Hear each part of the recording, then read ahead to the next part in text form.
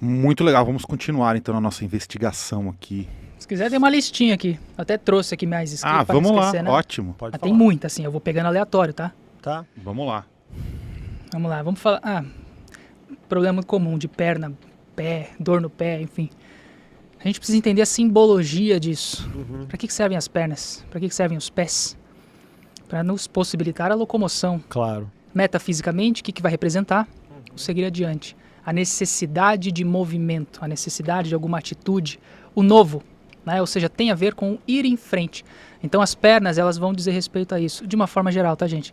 Mas vai dizer respeito a isso, essa necessidade de se locomover, de mudar, de avançar, porque provavelmente você pode estar procrastinando alguma coisa, você pode estar adiando alguma coisa. Que caminho que eu vou tomar, né? Exatamente. Então é essa necessidade de locomoção, de seguir adiante, é o que as pernas, ou que os pés principalmente vão representar, tá? Aí vamos seguindo aqui. Vamos ver o que mais interessante. Endometriose interessante. Olha lá, muito comum, né, nas mulheres. Recebo bastante pergunta de endometriose. A endometriose ela vai estar relacionada muito com autoabandono, tá? Tudo de região de útero, ali de ovários e tudo mais, miomas aqui vão se encaixar nisso também, tá?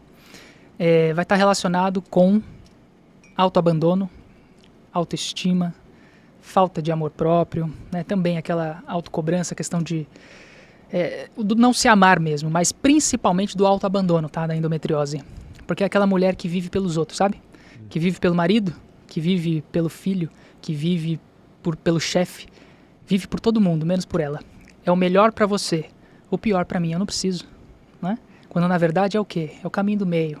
É o melhor pra você e o melhor pra mim. Então é não se esquecer de você mesmo, é isso que a endometriose vem dizendo. Não se esqueça de você está se abandonando, você está se deixando para depois e a sua prioridade é você. A endometriose ela vem dizendo esse recado pra gente, né? Tudo relacionado com miomas e útero, de uma forma geral, vai estar conectado com esse recado também, né? Pode ter uma coisinha mais ali ou outra, mas de uma forma mais geral, para ficar claro, está relacionado muito com isso. Autoabandono, endometriose. O mioma, ele está mais relacionado com a autoestima, tá? Com a autoestima, com amor próprio, alguma coisa que eu não gosto em mim, com problemas que eu vejo em mim mesmo. Tá? Principalmente isso, relacionado à autoimagem, distorção de autoimagem, tá? Vamos lá. O que mais? Qualquer tipo de problema em articulação, joelho, artrite, artrose, enfim. Artrite, artrose muda um pouquinho, mas dá pra gente falar. Joelho é muito relacionado com o quê? Flexibilidade. Então, pessoas que têm problemas em joelho normalmente são mais inflexíveis, tendem a ter mais dificuldade de ceder, de escutar, de aceitar o novo. Então existe uma necessidade de controle, está conectado com a rigidez. Pensa, de novo, corpo é espelho da consciência. O teu corpo fala, a tua mão está travada, a tua mão está rígida. O que isso está trazendo de recado para você? Você está rígido, precisa abrir mais a mão, precisa ceder mais, precisa aceitar mais, precisa ser mais flexível. Percebe? Percebe que não é uma coisa assim, uau, de onde você está tirando isso? É lógica a explicação. Então a gente começa a entender a função da doença, os sintomas que ela traz, que regiões que elas afetam, e a gente começa a conectar. E é quase literal a tradução. Flexibilidade. Eu vi uma vez, eu não vou falar o nome, porque é uma pessoa muito famosa, isso vai acabar chegando nela. Tava na televisão e ela tava com a mão, parecia um gárgula, assim, ó. E ela falou assim, eu sou uma pessoa muito flexível. Eu falei, Jesus, o corpo fala. Não tem nem como. Exatamente. Se vocês prestarem atenção, é uma pessoa famosíssima.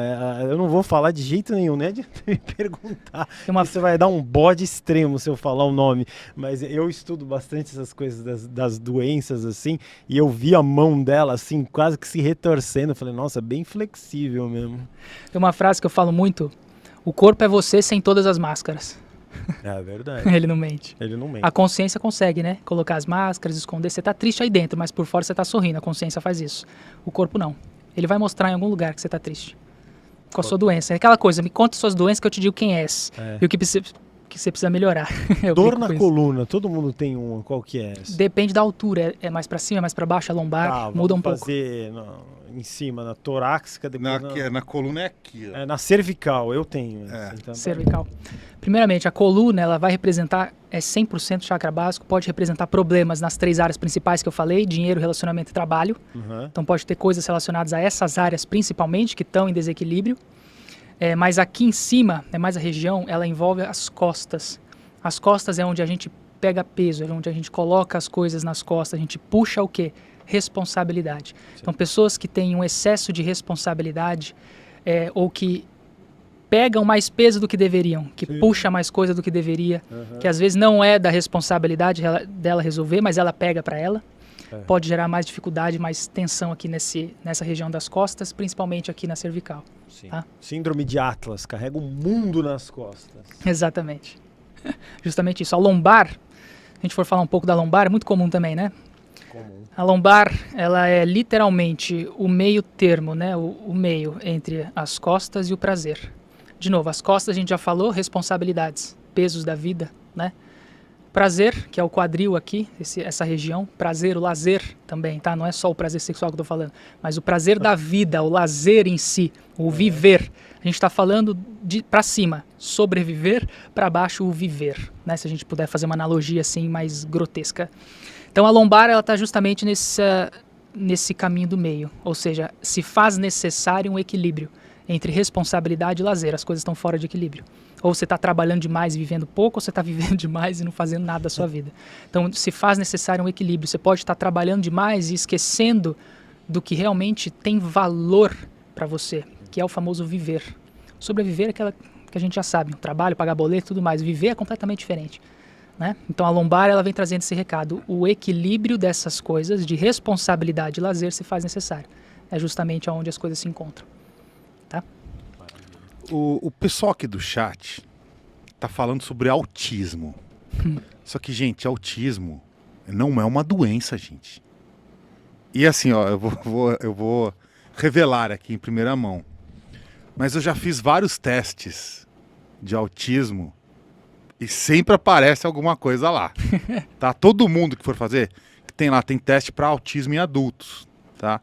Se vocês quiserem fazer o teste, tem um monte na internet. Vocês vão ver, todo mundo, sem generalizar, né, mas grandes chances é que boa parte das pessoas tem autismo em algum grau. Eu já fiz vários testes e sempre dá algum grau para mim, tá? Normal, porque o autismo, na verdade, é um hiperfoco que a pessoa tem em várias coisas. E, por exemplo, uma das coisas que às vezes acontece, às vezes alguém me encontra em algum lugar, num restaurante, não sei o quê, eu tô sempre com fones de ouvido. Porque eu uso aqueles fones de ouvido que são noise cancelling, né? Que eles cancelam o ruído. Porque eu tenho um hiperfoco em barulhos, em sons. Então, assim, é um nível de autismo, tá? Então, assim, autismo não é doença, tá? Mas se você quiser falar alguma coisa sobre autismo... Polêmico, né? É. Bem polêmico, mas a gente consegue classificar mais o autismo dentro do processo espiritual, tá? Tem mais a ver com espiritualidade, principalmente mediunidade. É por isso que ele tem a hipersensibilidade, ele sente demais, ele foca demais, porque o estímulo é maior, ele sente de uma forma diferente, é mais intenso, justamente por essa abertura maior que ele tem das coisas. Então, pelo meu ponto de vista, sempre deixando claro, o autismo está muito conectado com a questão de espiritualidade, tá? Tem muitas possibilidades também, espíritos que são extremamente sutis, tá? Em nível de consciência mais elevado, quando encarna, pode gerar essa diferença, porque já trazem um nível de sutileza muito grande, e quando recebem o choque da matéria, eles percebem que viver aqui não é tão simples assim. E esse desencontro, digamos assim, pode acontecer, tá? Essa hipersensibilidade pode acontecer devido à sutileza dessa consciência anterior à encarnação. Então isso também é uma possibilidade, mas eu conecto o autismo, espiritualidade 100%. Estão perguntando muito aqui também de fígado, vamos ver. É uma doença. Fígado. Fígado é fácil. É só diminuir a gordura e as bebidinhas no final de semana. Lógico que foi uma resposta muito idiota, mas é porque eu já tive muito problema de fígado. Eu vou te falar o porquê. Por causa de remédios para enxaqueca. Ah, sim. Cara, as dores que eu tinha no fígado eram terríveis. Ia tudo parar no fígado. Eu me entupia de remédio. Então acontecia muito isso. E quando eu como também, às vezes eu como, né, quando eu abusava muito da comida, meu fígado também atacava. Claro. Mas é quando eu comecei a fazer jejum, o meu fígado curou. E tudo melhorou. Mas enfim, desculpa me intrometer aqui, tá? Mas isso que você falou tem até uma conexão, tá? A gente até consegue conectar. O próprio ato de comer, metafisicamente, vai representar o que pra gente? O aceitar. Eu incorporo em mim, eu aceito em mim. Então a alimentação tem muito disso. O que é que você anda colocando pra dentro de você? Né? De alimento é muito importante também, mas metafisicamente a gente faz essa ligação. O que você anda se alimentando? O que você anda vendo de notícia, de coisas nesse sentido, que sugam a sua energia? O fígado, ele é muito essa região da energia. Tá? Tem muito a ver com essa questão da disposição, com a falta dela e tudo mais. Então são coisas que estão sugando a sua energia, tirando a sua energia. Podem ser pessoas, podem ser lugares, podem ser empregos, né? Mas a sua energia está se esvaindo. Tá? O fígado, ele é um órgão difícil de interpretar, porque ele tem muitas funções. Então fica difícil generalizar. A gente precisaria falar de um monte delas para as pessoas conseguirem de fato encontrar o que se encaixa para elas. Porque o fígado, até na medicina, tem várias funções, né? Filtragem, armazenamento, enfim, essa questão da energia, da distribuição, enfim, tem muita, né? Tem muita coisa. Então é difícil de coisar, mas generalizando a gente consegue dizer isso. Tem a ver com o que você coloca para dentro de si mesmo, que pode estar sugando a tua energia, nessas áreas que eu falei, né? Todas que envolvem.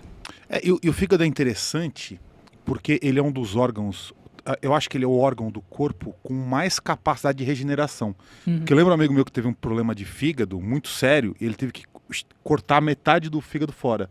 E meio que o fígado, ele se readaptou, não que ele cresceu de novo, mas o fígado ele se readaptou para funcionar direito, sabe? Ali. Então assim, demorou um tempo, claro, mas assim, meio que o fígado se regenerou. Não cresceu a parte nova, mas ele voltou a funcionar bem, depois que ele cortou um pedaço. É uma coisa interessante, né? Essa coisa da regeneração, né? Que você mesmo comentou. Exatamente. O seu corpo funciona sozinho. O que mais aqui? Vamos lá. Alergia. O pessoal quer saber. O guru é alérgico a tudo, não é? Alergia é uma questão complicadíssima. Porque, por exemplo, tem coisas que nem eu interpretei ainda. Vamos dar um exemplo. Alergia a castanha. Não faço a mínima ideia. Porque pra mim, hoje, por enquanto, não consegui conectar, tá? Mas a gente pode falar alergia a pelo, alergia a pólen, alergia... A gente pode falar, pode falar? Pode. Vamos lá. Alergia a pelo? Você já descobriu isso? Tem, alergia a pelo. Não, sim, mas você descobriu a sim. origem espiritual? Dá pra conectar. É. Alergia a pelo, desculpa. Alergia a pelo. O pelo é a maciez, né? Tem muito a ver com o quê? Com o carinho do animal, com o afeto, do receber e do dar carinho. Quando eu tenho alergia, a alergia é eu recuso, de alguma maneira. Então você pode trazer mais dificuldade em aceitar carinho, em receber carinho, ou às vezes em entregar. Tá? Pode ter esses dois caminhos. Interessante, hein? Gostei. A alergia é o que você recusa, tá? Então, por exemplo, o que eu falei mais? Pólen, né? O pólen São cheiros, talvez? Sim. É que a gente precisa entender. O pólen, ele representa o que na planta? Reprodução? Reprodução, Uhum. entendeu? Então o pólen, ele pode ter a ver com essa recusa da sexualidade, algum problema de sexualidade, de problema sexual interno, algo relacionado a essa área da sexualidade, tá? O pólen pode trazer muito disso. A sujeira, a pó, né? Eu sou alérgico à sujeira, eu sou alérgico ao sujo, né? O sujo é o errado, enfim. Então eu não quero olhar para o sujo, ou seja, é uma pessoa que foge de olhar para as coisas internas dela mesma. Então ela não quer, o externo dela tem que ser limpo, porque ela não quer olhar o sujo. Isso reflete o que ela está fazendo com ela mesma. Ela não olha para dentro, para ela mesma. Ela não lida com a própria sujeira interna, digo, sentimentos, emoções, né, padrões, pensamentos, enfim. Portanto, ela espelha isso na realidade externa, tá? Interessante. Então o guru que tem alergia a remédios, quer dizer que é isso que ele rejeita. Vou interpretando aqui. Vamos lá. Ele rejeita essa intrusão, essa invasão do corpo por químicos. Sim. Então quer dizer que no final das contas, o que você busca é um acolhimento para se curar com carinho do colo da mamãe e do papai. Interessante. Posso complementar? Porque o colo da mãe e do pai cura a criança. Quantas vezes você tá com o filho doente lá, vem aqui, meu filho, deita no colo do papai que eu vou te fazer um carinho. Curou. A criança curou. Sim. Não é isso? Então você está rejeitando que introjetem químicos em você. É uma super resposta há uma invasão, né? A alergia é isso, é uma resposta exagerada, né? Quando você coloca uma outra substância dentro do corpo, as pessoas, colocou lá, sei lá, dipirona, aí colocou no corpo, não, tomei, passou, colocou num alérgico, ele trava para todo lado e morre, inclusive. Sim. Mas o remédio, ele representa o agente externo. Então isso que você falou de não querer intrusões, é muito sobre isso. Segue essa linha, sim. Ele prefere lidar sozinho, talvez, com as coisas. Sabe, do que receber ajuda de externos. O remédio é o agente externo. Por exemplo, a hipocondria, né, o viciado em remédio. Aí estamos falando do oposto.